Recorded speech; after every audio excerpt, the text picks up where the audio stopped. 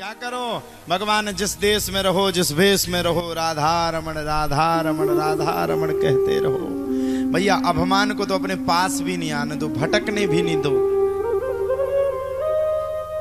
अभिमान एक ऐसी बुरी चीज है जो एक बार आ गया ना तो बर्बाद करके ही तुमको छोड़ेगा, पहले तो छोड़ नहीं सकता।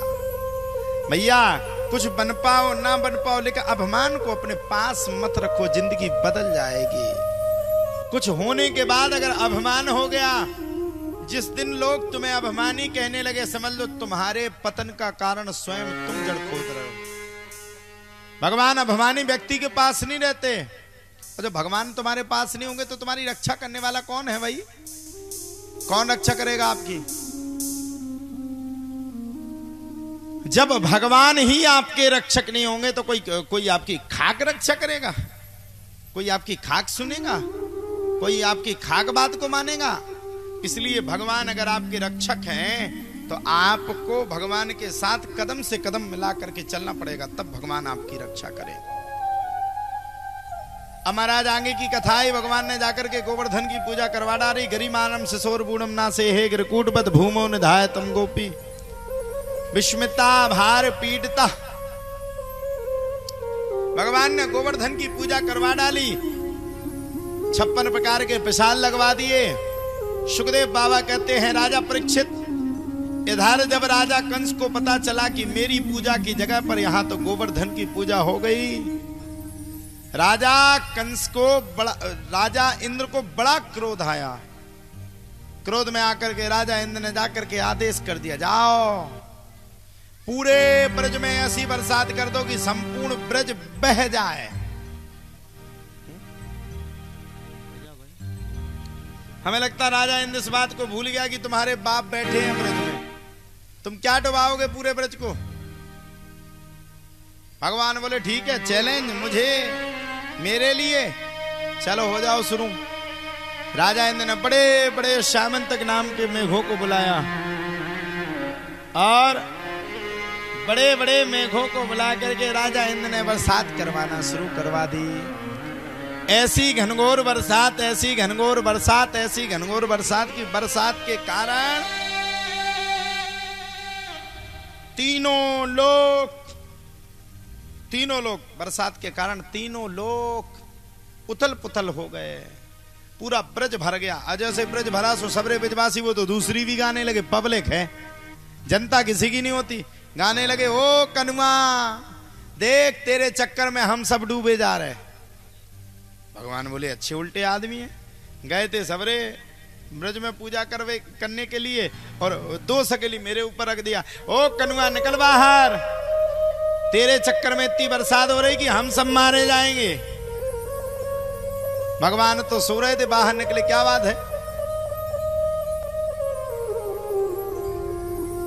क्यों चिल्ला रहे हो? अरे कनुआ क्यों ना चिल्लाएं, ऐसी बरसात हो रही कि अब बचने का कोई संभावना नहीं, कुछ समय के बाद हम सब मारे जाएंगे। भगवान बोले कैसी बात करते हो, मारे जाओगे? ऐसा तो हो ही नहीं सकता। चलो चलते हैं गोवर्धन के पास। सबरे ब्रजवासी साथ में बैठे और उठ करके सबरे ब्रजवासी सीधे गोवर्धन की तलहटी पर पहुंच गए। अब भगवान तो लीलाधारी है, लीला के पुरुषोत्तम हैं, उत्तम हैं। भगवान समझ गए कि अगर मैंने गोवर्धन पर्वत को उठा करके अपनी चुंगली पे धारण कर लिया तो सारे नगरवासी समझ जाएंगे कि मैं ही हूं भगवान। और अगर मुझे भगवान सम्मान गए तो ना तो मेरा मान करेंगे और ना मेरा सम्मान करेंगे। जब मान सम्मान नहीं करेंगे तो ऐसी जगह पे तो फिर रहना भी खराब हो जाएगा।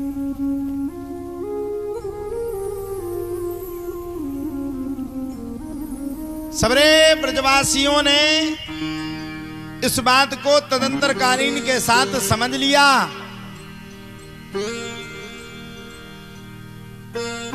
और समझ करके सबरे ब्रजवासी खड़े। अब बता कनुआ क्या करें? भगवान बोले चिंता मत करो, तुम्हारे लिए कुछ ना कुछ अच्छा उपाय करते हैं। और मौका देख करके भगवान ने सबरे ब्रजवासियों ने पूछा, अब तो बता, जब सबरे डूब जाएंगे तभी बताएगो का?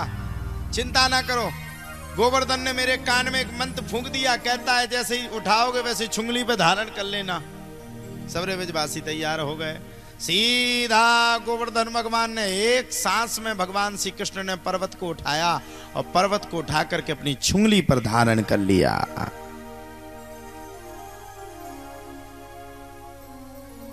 जैसे ही चुंगली पे धारण किया, बरसात तो बहुत हो रही थी। कछु में कोटरा का गांव के आदमी भी थे, वे भी अपनी अपनी लगुदियां लेके पहुंच गए पर्वत के नीचे। कछु जने बोले बोले अपन की वजह से ऐसा तो नहीं, तो अबे तक तो गिरे पर थे। सब ने अपनी अपनी अपनी अपनी लाठियां लगा दी। जब सबने अपनी लाठियां लगा दी तो भगवान ने चुंगली पे धारण किए। अब बाएं हाथ से गोवर्धन को पकड़ो, दाहिने हाथ से बांसुरी को बजा रहे हैं। बड़ी सुंदर बांसुरी, ऐसी बांसुरी, ऐसी बांसुरी, ऐसी बांसुरी की बांसुरी की धुन को सुनकर के जितने भी ब्रजवासी हैं सब प्रसन्न हो गए, मंत्र मुग्ध हो गए। राजा इंद्र ने तो खूब बरसात करवाई, लेकिन भगवान सभी ब्रजवासियों की खूब रक्षा की।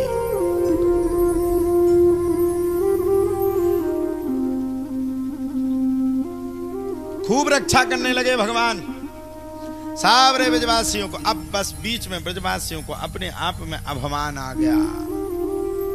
सबरे ब्रजवासी मन में विचार करने लगे, ये कनुआ थोड़ी ना पूरे पर्वत को धारण किए, ये पर्वत तो हम सबरे ब्रजवासी धारण किए। भगवान समझ गए, बारे बेटा मेरे सामने और अभिमान, और मैंने पहले कहा किया अभिमान तो फिर मान नहीं पाएगा। होगा प्यारे वही जो श्री राम जी को भाएगा। अभिमान तो भगवान के पास नहीं रह सकता, एक मिनट भी नहीं ठहर सकता। भगवान अभिमानी मनुष्य को तो दूर रखते हैं। हमारी टीम में जितने लोग रहते हैं हम सभी से यही प्रार्थना करते, भैया धन बढ़ जाए, दौलत बढ़ जाए, तुम्हारे पास तो करोड़ों अरबों की खरबों की खूब संपत्ति हो जाए, लेकिन जीवन में कभी अभिमान नहीं करना। अभिमान को दूर रखना। अभी बीच में अभिमान आ जाता है, अभिमान को अपने आप से हमेशा दूर रखना।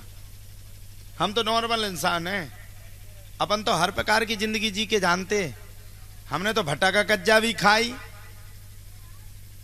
हमने समय होवे पे चटनी की रोटी भी खाई, और मौका देख के हमने कट्टू की रोटी भी खा ली, और मौका देख के अकेली आम खा के बैठी रहे। तो अपन ने अपने जीवन में सब देखा, वो दुख भी देखा, वो सुख भी देखा, वो संपत्ति, हम ये नहीं कह सकते हम संपत्तिवान हैं। इसमें इसलिए आश्चर्यचकित है क्योंकि हमने कभी संपत्ति को महत्वता नहीं दी, हमने कभी पैसे को महत्वता नहीं दी। हमने किसको महत्वता दी? हमने गोविंद की कथा को, गोविंद के गुणानुवाद को महत्वता दी। अभिमान जिस दिन आपके पास आ गया, उस दिन आपका जीवन ये मानो कि बिल्कुल नष्ट हो जाएगा। इसलिए अभिमान को तो अपने पास क्या, दूर दूर तक भी नहीं भटकने दो। अपने आप से कई कोसों दूर तक अभिमान को दूर रखो, तभी जाकर के आपका कल्याण है, नहीं तो आपका कल्याण नहीं हो सकता है।